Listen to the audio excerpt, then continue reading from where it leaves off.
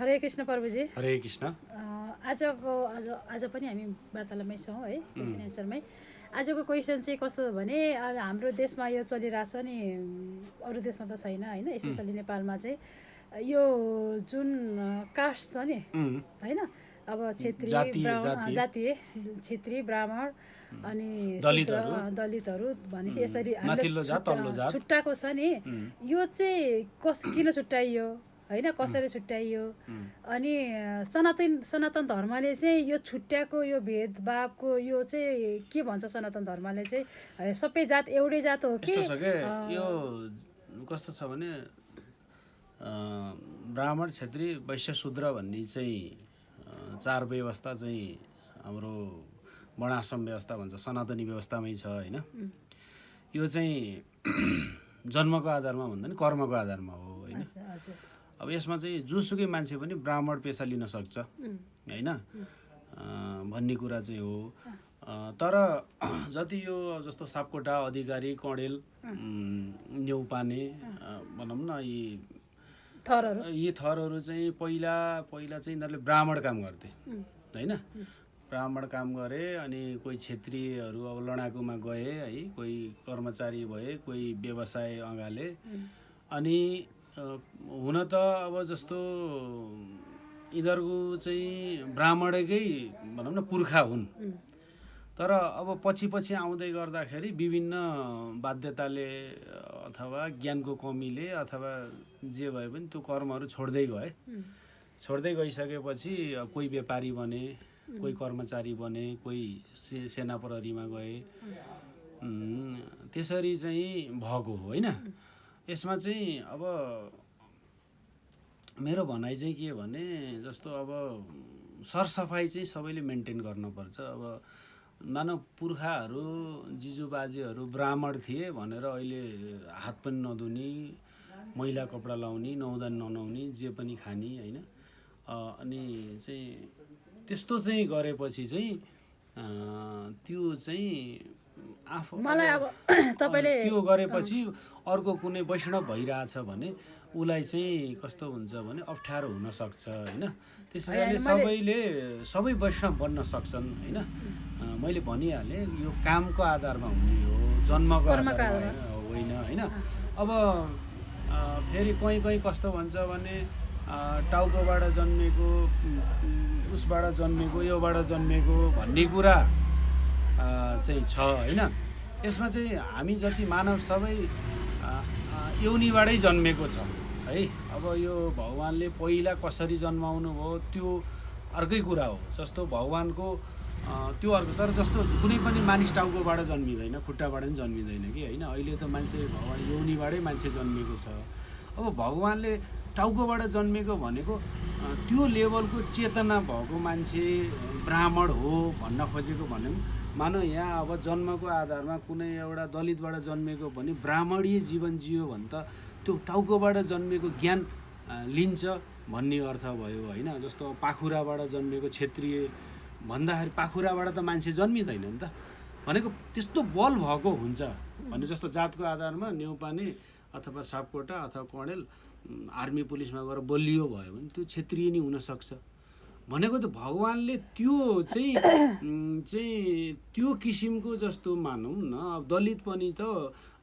वैष्णव बन्न सक्छ नि त, किनभने त्यो ज्ञान भनेको टाउको शिर हो। ब्राह्मण भनेको शिर हो, वैष्णव भनेको शिर हो। त्यो शिरको हामीले सबैले सुन्नुपर्छ, ज्ञान लिनुपर्छ भन्ने सेन्समा भगवान्ले त्यो भन्नुभएको। इभन त्यो मान्छे नै चाहिँ तपाईँको चाहिँ खुट्टाबाट जन्मियो, पेटबाट जन्मियो, भन्ने कुरा चाहिँ भएन। मान्छे त यौनीबाटै जन्मिने हो, मान्छे पाठेघरमै बसेर जन्मिने। एउटा क्वेसन है, जस्तो एकजना ब्राह्मणीय एकदमै राम्रो ब्राह्मणीय जीवन जिउनु भएको हो, ब्राह्मणले गर्नुपर्ने पूर्ण कर्तव्य एकजना वैष्णवले गर्नुभएको छ, उहाँ वैष्णव हुनुहुन्छ। उहाँको छोरा चाहिँ होइन एकदमै बेविचारी हुनुहुन्छ होइन, बेलाइनमा हुनुहुन्छ। अनि उहाँले गर्नुपर्ने खानुपर्ने कुराहरू पनि सबै खानुहुन्छ, एकदमै अनडिसिप्लिनमा हुनुहुन्छ होइन। अनि उहाँको त्यो ब्राह्मणको छोरालाई ब्राह्मण भन्ने मिल्छ कि मिल्दैन? मैले अहिले भने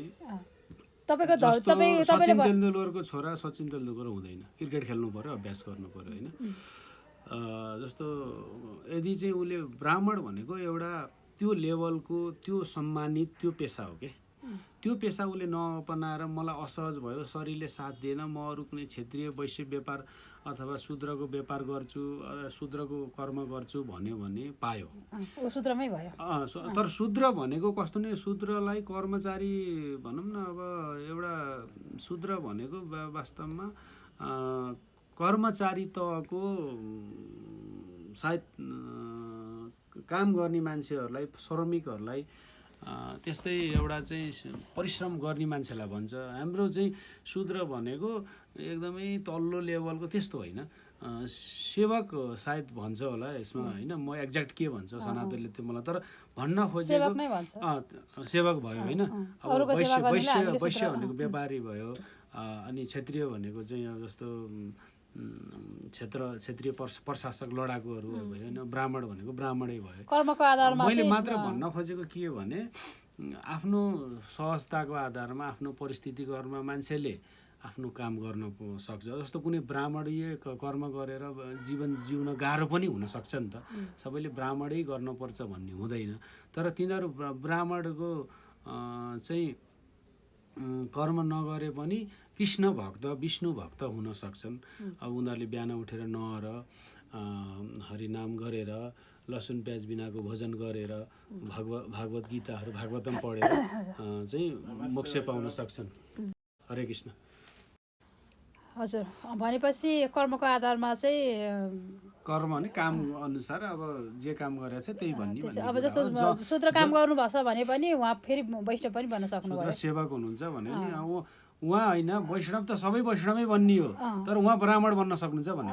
होइन वैष्णव त सबै वैष्णव पनि हुनुभयो तर चाहिँ शूद्रको उसमा हुन्छ भने पनि ब्राह्मण पनि क्षेत्रीय हुन सक्छ त्यो त सामान्य कामको विभाजन हो यसलाई धेरै ठुलो इस्यु बनाउन पर्दैन तर चाहिँ अहिले जुन ब्राह्मण क्षेत्रीयहरू भनेका छन् नि यो पहिला परापूर्व कालमा चाहिँ यिनीहरूका जिजुबाजेहरूले चाहिँ हाम्रै जिजुबाजेहरूले चाहिँ ब्राह्मणीय काम गरेका हुन् अब छोडिसकेपछि हामी ब्राह्मण हो भन्ने कुरा त हुँदैन व्यापारी यस्तै उसले गर्दाखेरि नै धर्म चाहिँ मुभ भएको के हो कि नै भनौँ न होइन यस्तो छ अब यो मान्छेले होइन मान्छे स्वभावैले कस्तो हुन्छ नि अलिक ठुलो पल्टिन खोल्ने अलि मान खोज्ने त्यस्तो चाहिँ अलिकति आफूलाई गिराएको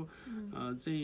अलि आफूलाई अप्ठ्यारो लाग्ने भएको हो अरूलाई चाहिँ मान्छेले तल देखाउने त प्रवृत्ति नै छ आफूमा त्यो हो तर हामीले बुझ्न के पर्छ भने कामको आधारमा चाहिँ नाम हुने हो होइन